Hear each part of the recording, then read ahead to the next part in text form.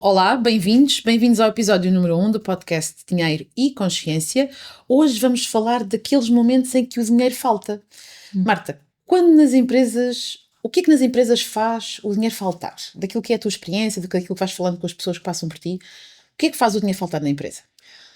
Primeiro que tudo, o que falta é má gestão, não é? Portanto, a pessoa achar que pode estar sempre a gastar algo que na verdade ainda não é propriamente seu, e isto aqui podíamos começar a entrar por uma série já de temas, que é o IVA não é da pessoa, o IVA é do Estado, a pessoa tem que pagar fornecedores, tem que pagar funcionários, tem que pagar uma série de despesas. Portanto, o que é que verdadeiramente falta? Gestão emocional também, não é? Deste dinheiro, porque isto não pode ser chapa ganha, chapa gasta, aquilo que nós já tínhamos falado, mas tem que haver muito esta gestão da emoção, a gestão do dinheiro, as pessoas perceberem porque é que eu vou investir este dinheiro neste momento. Não é? Não é porque, de repente eu tenho 10 mil euros aqui na minha conta da empresa, porquê? Porquê é que eu vou investir este dinheiro neste momento? Enfim, é todo um sem número que é exatamente igual no pessoal, certo? Certo, e eu concordo com isso, mas vamos falar de uma coisa um bocadinho mais concreta. Queria perceber, porque, por exemplo, nos pessoais ou nas pessoas individuais, no nosso dia a dia, Sim. o que é que nos faz não ter rendimentos? É ficarmos doentes, termos uma avaria no carro, termos uma despesa familiar extra que não estávamos a contar por alguma razão, ficar de baixa, perder o emprego. Então, na vida pessoal, estes são os casos concretos de falta momentânea ou naquela fase da falta de dinheiro. Certo. Mais até, além de a gestão ser feita de uma maneira mais positiva ou não tanto, ok? E isso normalmente traz aqui as tais questões de ansiedade, de como é que eu vou resolver este problema, de como é que eu agora vou fazer para pagar as minhas contas. E a minha pergunta para ti era assim, nas empresas também há esta falta de rendimento? O que é que pode causar esta falta de rendimento? Na verdade, também há, claro, que também há, e a amostra é as empresas que estão bastante mal financeiramente neste momento, e várias, não é? O que é que acontece? Aquela máquina avariou. E de repente, não é? Vamos fazer aqui um bocadinho o paralelismo, não é? A pessoa que ficou doente e é a máquina que avariou. Isso. E de repente eu tenho que pagar novamente ou uma máquina nova ou pagar um arranjo que eu não estava à espera e que é de facto muito pesado, e eu não tenho aquilo a que tu chamas um fundo de emergência, não é? Não tenho um fundo possível para o pagar. Outra coisa, por exemplo, os funcionários, hoje vinha um funcionário, ele ia acabar este trabalho e de repente ele hoje não veio. E eu estava a contar com o ovo no cu da galinha, como a gente diz. Eu estava a contar com o ovo no cu da galinha e de repente não há esse dinheiro. Ok. Ok, e agora o que é que eu vou fazer? Porque eu amanhã tenho que pagar a minha renda ou tenho que pagar a minha água, senão. Portanto, há vários passos nas empresas, vários momentos, tal como na vida pessoal, que fazem com que esse rendimento de repente não venha. Certo. Não é? E nós já falámos que, por exemplo, as pessoas particulares, nem todas têm, mas deveriam, não é? Ter esse fundo de emergência. Eu gosto de lhe chamar fundo de tranquilidade, porque é aquilo que a gente recorre quando há alguma coisa que nos tira daquele caminho. Mas se não há esse hábito nas pessoas particulares, e efetivamente há muita gente que não tem, eu acho até que há pessoas que acham que isso ter um fundo de emergência, um dinheirinho de lado, é para os pobres, passa a expressão, porque eu não preciso, e se for preciso resolver a questão com um crédito ou aquilo que seja. Mas na verdade, nas empresas isto também faz falta, não é? Também seria importante terem um fundo de emergência. Sim, na verdade, super importante. Na verdade, nas empresas devia haver um fundo de emergência semelhante a 2, 3 meses de ordenados, de custos fixos, vamos chamar não de ordenados, de custos fixos, para que verdadeiramente, se neste mês eu não faturar por qualquer motivo, porque houve uma intempérie, como tivemos o Covid, essa situação, nós conseguirmos reverter isto e não ficarmos, no fundo, com a corda na garganta. Porque o que acontece verdadeiramente nas empresas é eu faturo e gasto, faturo e gasto, faturo e gasto. E o que vai acontecer é, vai haver um mês em que vamos dar um tropeção, não é? Porque é um tropeção, na verdade, e não vamos conseguir gastar porque não temos, não recebemos. Portanto, o que eu penso que faz muito sentido é que nas empresas também haja um fundo de tranquilidade, como tu dizes, não é? Também haja um fundo de tranquilidade e que esse fundo de tranquilidade, neste caso específico das empresas, equivale a pelo menos 2, 3 meses para que, caso aconteça aqui, dar aqui um tempo de jogar. Porque tu falaste de uma coisa que é muito importante, que é os créditos. Sim, sim. Porque... E as pessoas particulares também têm muito essa tendência, claro que não há sempre uma aprovação necessária e tudo mais, mas eu acho que ainda há pessoas que acham que depois resolvem isso dessa forma, sei lá, que eventualmente numa aflição. Vou dar assim um exemplo um bocadinho estranho, que é as pessoas também não fazem seguros a acharem que não vão precisar daquilo para nada, porque nunca vão ter um problema. Sim, mas assim é. E que se houver, logo se vê como é que se resolve. E isto nem sempre, o crédito nem sempre é a solução certa. E da mesma maneira que é mesmo muito importante as pessoas particulares terem um fundo de emergência, porque efetivamente as coisas acontecem.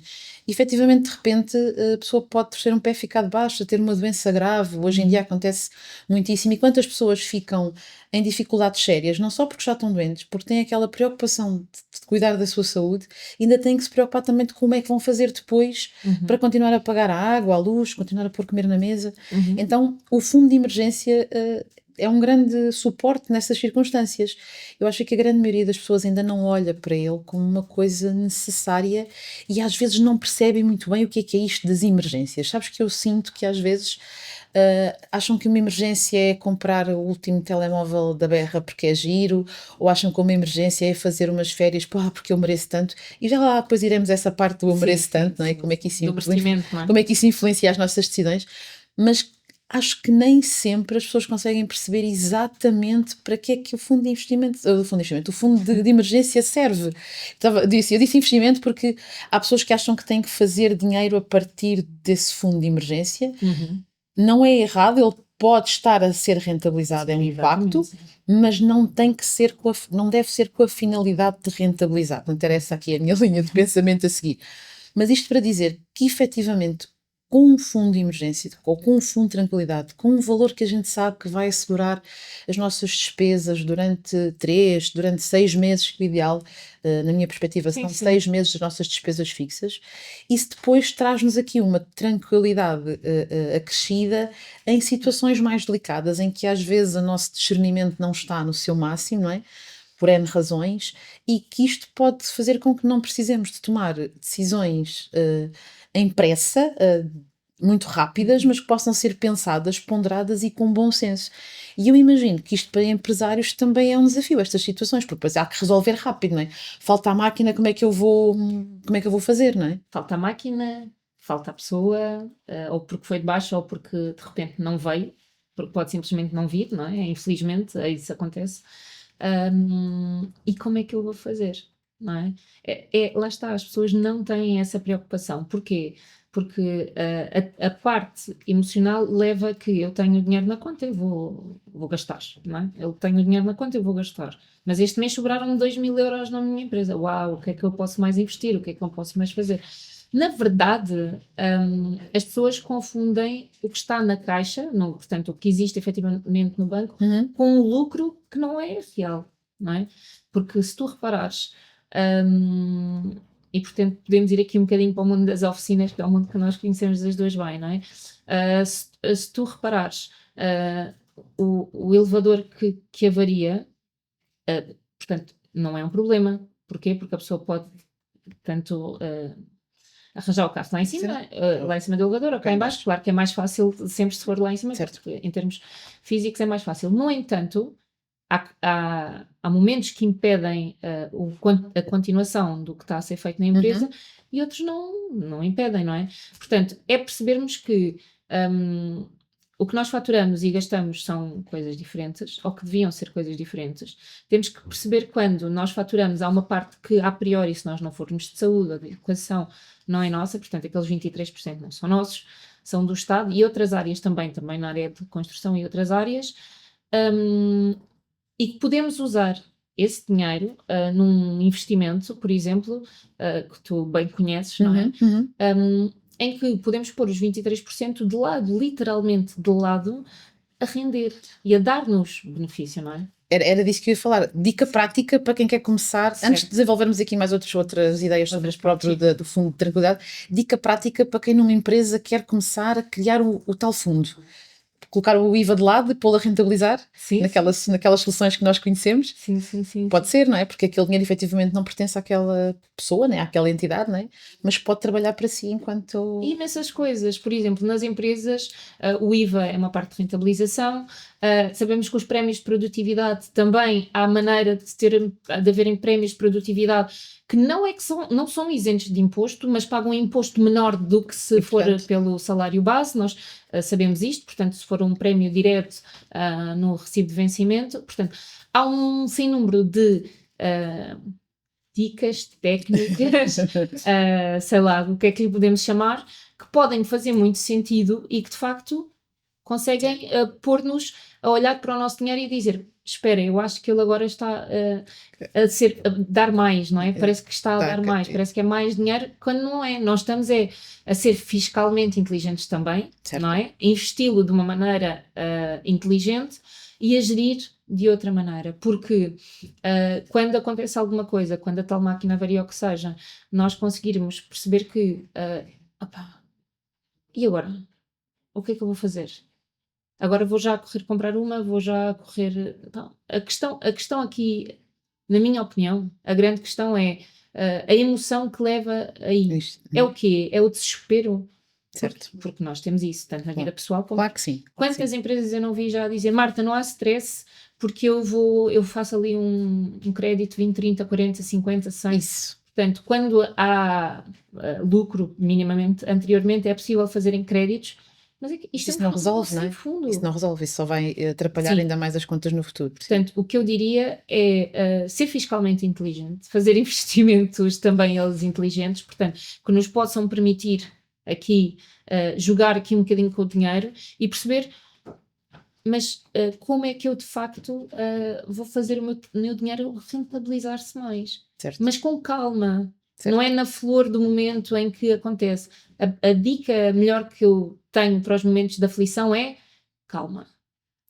E isso só é possível se tu souberes que tens um suporte financeiro, porque senão a calma não vai ser, não vai ser o item nessa equação, porque a ansiedade vai ser muito elevada. Sim. Os particulares, deixa-me dizer, não têm essa possibilidade direta, não é? Tanto de poupança em impostos, a menos que aceitem receber alguns prémios por algumas vias diferenciadas, e a grande maioria das pessoas o que me diz é: ok, mas eu já tenho o dinheiro que eu recebo está todo contado, está todo distribuído as minhas despesas, como é que eu faço? Se há uma coisa que eu acho que nós, seres humanos, temos muito, é a capacidade de adaptação.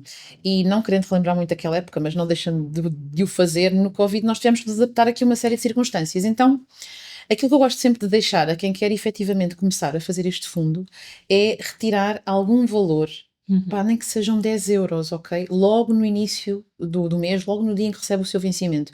Porque a pessoa vai se conseguir adaptar a ter menos aqueles 10 ou aqueles 20, aquilo que ela decidir no seu dia-a-dia, vai conseguir olhar para aquilo de uma outra maneira, garantidamente, se ele lá não tiver, vai conseguir na mesma sobreviver, não vai passar fome por isso, e começar assim aquilo que é o seu fundo de investimento. Tu falaste, o fundo de emergência, tu falaste muito bem no investimento, Sim. o meu cérebro à frente, tu falaste muito bem no investimento, mas deixa-me só deixar aqui uma ressalva.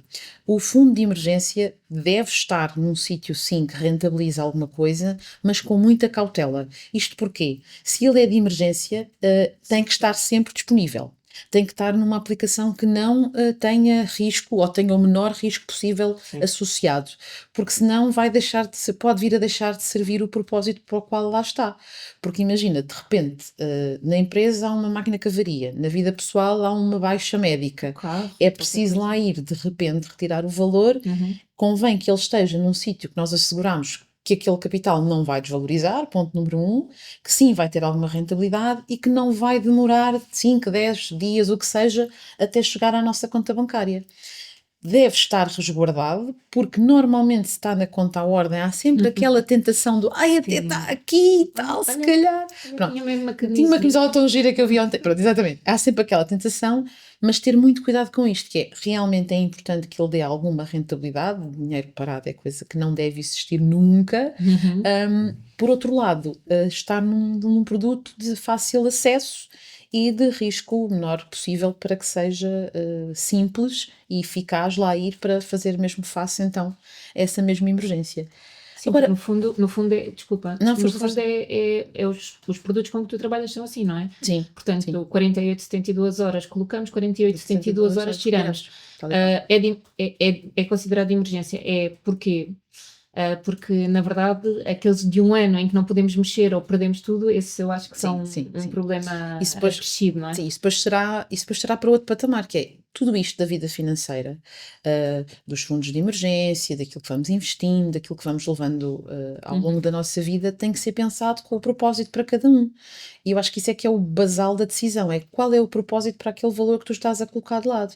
Se é para o teu fundo de emergência, não vai estar a um ano, naturalmente. Se já tens o teu fundo de emergência, já está na altura de começar a pensar noutros patamares de investimento, agora sim. Então isto é tudo um processo, é tudo um caminho, com um princípio e um fim, como qualquer caminho. Da empresa ou Sim, pessoal. de empresa ou pessoal. Mas sabes uma coisa que eu às vezes penso, é porquê que as pessoas não olham para isto como uma necessidade? Imagina, porque é que nós achamos sempre, nós, quer dizer, alguns de nós, não é? Alguns, sim. Eu tenho fundo de emergência. Sim, mas a maioria. Mas, exatamente, que se calhar não faz falta, se calhar não é preciso, depois logo se vê. Tu não sentes que isto é um bocadinho às vezes a dificuldade também de olhar para o dinheiro, para o ter, não sei. Repara, mas vamos olhar só para uma frase que as pessoas dizem que é agora não dá.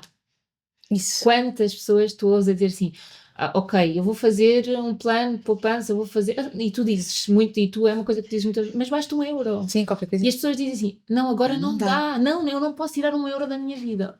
Como não? Ok, como não? A questão é, tu podes tirar €1 da tua vida, tu queres tirar €1 da tua vida?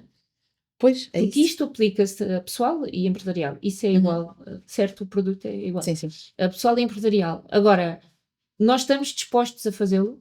É isso. A questão é essa, eu estou disposto a abdicar, eu acho que tu sabes que eu tiro sempre uma maquia e depois vou pondo, não é? Eu ponho numa conta poupança e depois faço um bolo maior e transfiro, não é?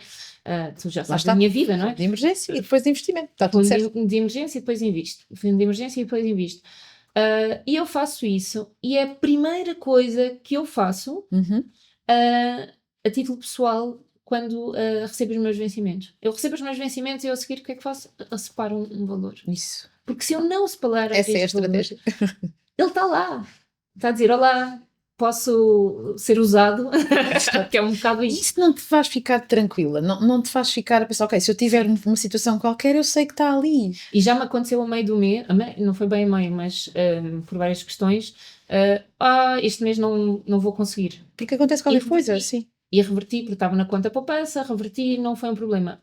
Mas foi, imagina, em tantos, foi 1 mês ou 2 meses. Sim. Mas isto é muito comum. Mas isto nas empresas acontece também.